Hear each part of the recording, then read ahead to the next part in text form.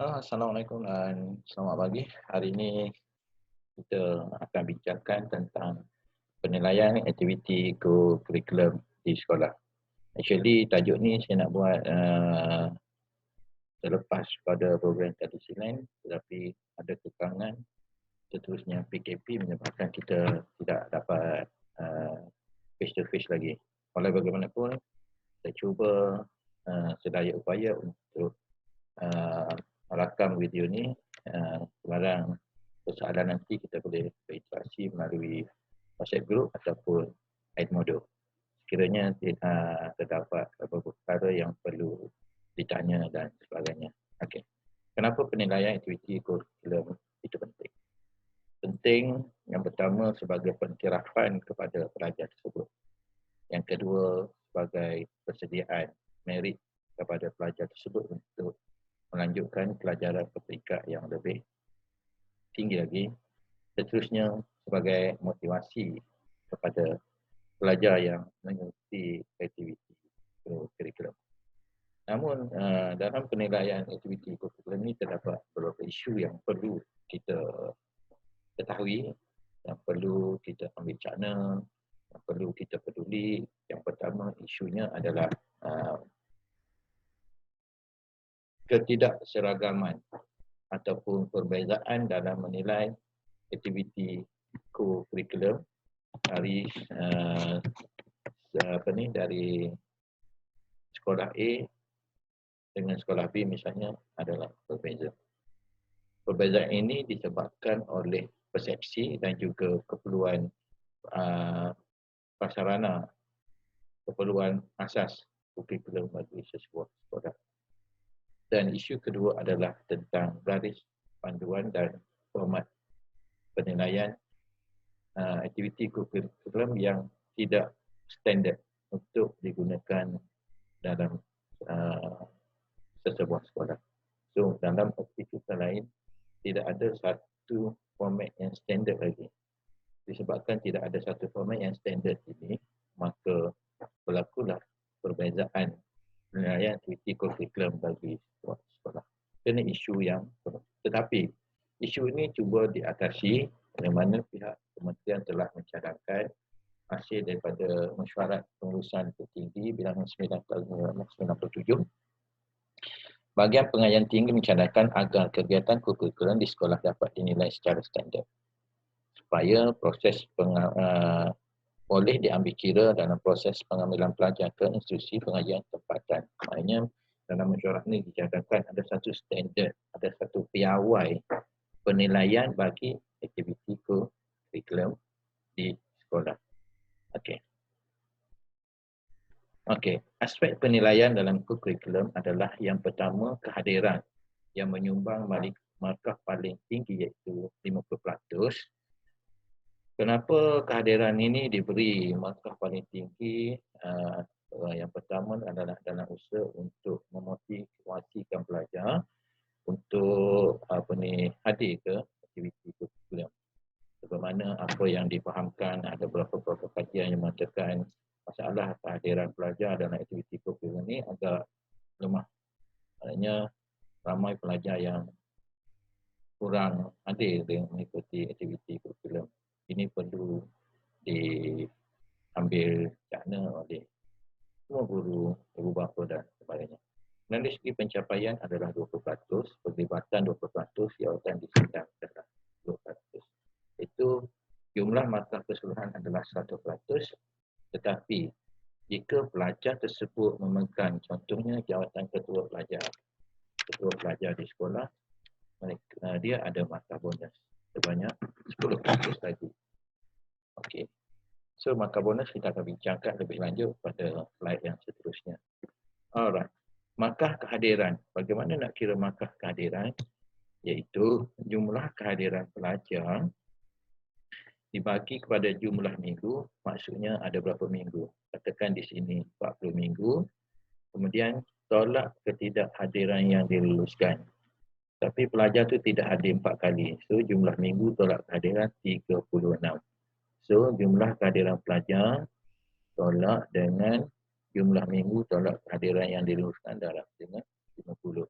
Apa maksud kehadiran. Kehadiran maksudnya kehadiran yang mendapat pengecualian yang sah. Contohnya sakit, aktiviti kegiatan lain dan sebagainya dengan sebab-sebab yang munasabah. Maka dikira untuk markah kehadiran sebanyak 50%. Dari segi pencapaian ada 5 peringkat pencapaian bermula dengan peringkat sekolah, sesusunya peringkat antarabangsa. Johan bagi sekolah 3, zon daerah bahagian 5, negeri 10, kebangsaan 15, antarabangsa 20. So, markah yang dikira adalah pada pencapaian pelajar yang paling tinggi sekali. Kalau beliau menyertai peringkat antarabangsa, maka kita ambil kira markah peringkat antarabangsa. Okey, saya nak menarik perhatian tentang zon, daerah dan bahagian.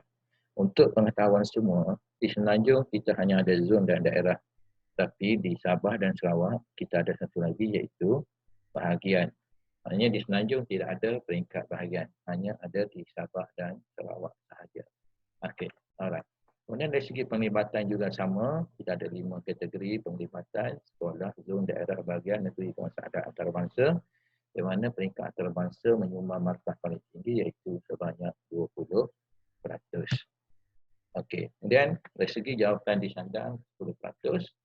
Contoh jawatan disandang, pengangkat diraja, pegawai waran 1, sub inspektor, drum major, pengurusi, naib pengurusi dan jawatan-jawatan pangkat lain dan iktiraf yang sama taraf adalah 10%.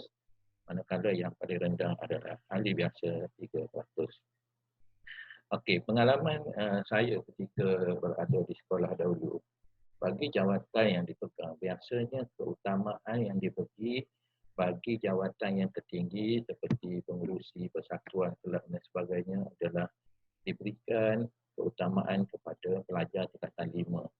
Kenapa? Supaya mereka dapat grade markah paling tinggi dalam jawatan yang disandang sebagai persediaan mereka untuk melangkah seterusnya, menyambung pengajian peringkat yang seterusnya.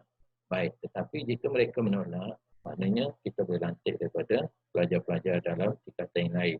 Maksud saya di sini bukannya wajib pengurusi disandang oleh pelajar Form 5. Begitulah seterusnya. Tapi keutamaan diberikan. Okey, baik. Setiap pemberian markah dalam aspek yang dinilai adalah berdasarkan markah tertinggi yang layak diperoleh oleh seorang pelajar. Umpamanya jika pelajar pernah mewakili negeri, daerah dan sebagainya. Okey.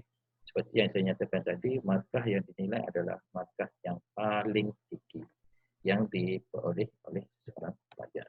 Okey, ini sebagai contoh. Contoh pertama, markah seorang pelajar, saya namakannya sebagai Ali.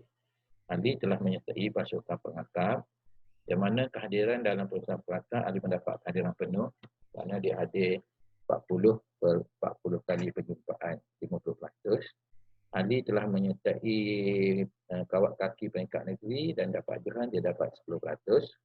Kemudian dia penglibatan menghadiri jambori pengangkat kebangsaan dia dapat 15% dan jawatan di sana ahli biasa. So markah bagi pengangkat untuk ahli adalah 78%. Kemudian ahli juga menyertai Persatuan Bahasa Melayu yang mana kehadirannya agak merosot sedikit, ahli dapat 45%. Dari segi penyampaian hanya peringkat sekolah 5% dalam peringkat sekolah. Dan dari segi penglibatan, ahli menyertai seminar pemeriksaan sahaja peringkat kebangsaan 15% dan ahli sebagai ahli jawatan kuasa persatuan dapat 5%, maka untuk kelab dan persatuan adalah 70%. Kemudian yang ketiga, ahli menyertai kelab sukan bola sepak. Kehadiran penuh 50%, dapat naik johan kebangsaan 13%, mewakili negeri dalam pertandingan 15%, kapten bola sepak bawah 18%.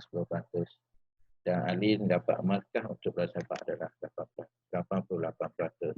Ini adalah jumlah markah keseluruhan yang berjaya diperoleh oleh ahli bagi ketiga-tiga aktiviti kurikulum. Yang mana kita tengok range, pakaian seragam dapat B, kelab dapat B dan sukan permainan dapat A. So bagaimana kita nak mendapat markah keseluruhan bagi ahli? So markah keseluruhan bagi ahli, apa yang perlu kita buat adalah kita mengira ketiga-tiga ini dengan mengambil purata markah. Tapi sebelum tu kita bincang dulu, sekiranya ahli ada memegang jawatan-jawatan lain yang mana jawatan tersebut telah mendapat markah bonus. Okey, untuk markah bonus, katakan ahli mendapat sebagai ketua pelajar. So ahli mendapat markah bonus 10. Begitu juga dengan jawatan-jawatan lain yang disandang. Tetapi yang dipilih adalah markah tertinggi. Untuk imam, bilal atau pengawas, imam bilal ni biasa sekolah yang ada asrama dapat 7, pengawas pustaka 6, begitulah seterusnya. Yang paling bawah sekali adalah penolong ketua bilik ataupun penolong ketua asrama atau penolong ketua kelas yang mendapat 1 markah sahaja. Okey, kita kembali kepada markah ahli tadi. Okey, so ahli tadi mendapat 78 bagi pengasas, 70 bagi bahasa Melayu dan 88 bagi pasukan beruniform. So 78 tambah 70 tambah 88 dibagi 3 sama dengan 78.6. 78.6 kalau kita tengok range markah tadi, markah ahli berantara di antara 60 hingga 79. Maka secara keseluruhan ahli mendapat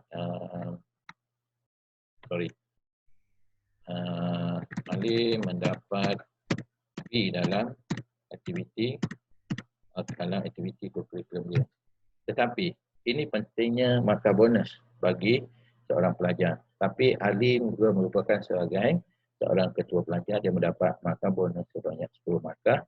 Maka 78.6 tambah 10 equal to 88.6. So grade keseluruhan ahli adalah grade A. Tetapi sekiranya ahli tidak ada apa-apa markah bonus, maka ahli akan mendapat 78.6 dengan grade B. Okay, inilah sedikit tentang penerangan tentang penilaian kurikulum, yang mana setiap guru yang terlibat dengan aktiviti kurikulum perlu tahu markah-markah ini, bagaimana nak kira dan sebagainya. Baik, andai kata ada satu soalan, andai kata kerajaan hendak meletakkan satu standard yang baru dalam penilaian aktiviti kurikulum di sekolah, dan ketika itu anda adalah seorang penekanan kurikulum yang terpilih untuk menyertai pasukan untuk membuat satu standard penilaian yang baru, dan diminta untuk buat satu proposal cadangan penilaian markah kurikulum kepada pihak Kementerian Pendidikan Malaysia untuk dibentangkan dalam mesyuarat. Itu apakah yang perlu anda lakukan dalam proposal tersebut. Sekian, selamat mengulang kaji. Semoga Tuhan memberkati segala ilmu yang telah kita pelajari. Assalamualaikum warahmatullahi wabarakatuh.